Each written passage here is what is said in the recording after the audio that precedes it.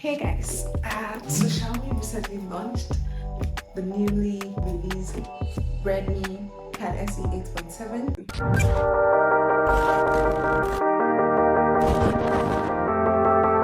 Well, I don't know if this is actually the best budget pad in the market right now, but if you want to find out, well, stick to the end.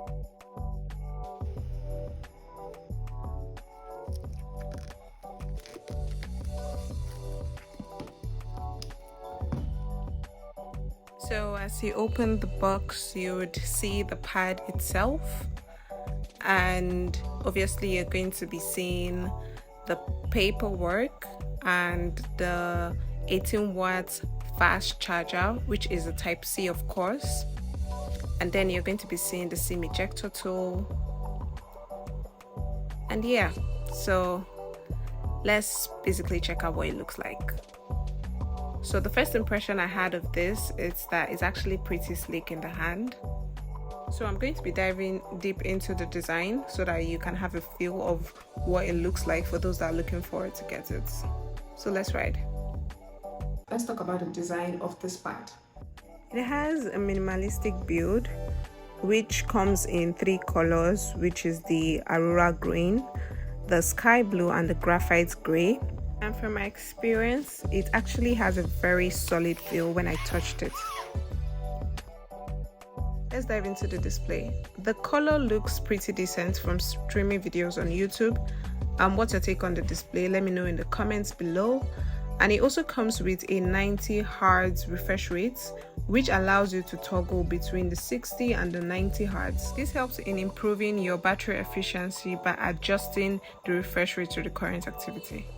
With a 600 nits peak brightness, you can read content even under extreme sunlight. While this cannot be compared to a smartphone camera, it is pretty decent in terms of video calls, meetings, or whatever it is you might be needing your tablet for. The front camera is pretty good as well. It comes with dual speakers that are supported by Dolby Atmos. Let's listen to how it sounds. An extension of my back. I know it sounds weird, but the straps are nice and thick. The padding. You can extend the memory by a maximum of 4 GB, giving you 8 gigs of RAM. It has the Xiaomi Hyper OS and has the Helio G85 processor, which is decent for light gaming and multitasking, and also supports Android 14. It comes in 2 variants, the Wi-Fi enabled and the 4G enabled, and please take note that only the 4G enabled can use a traditional SIM card.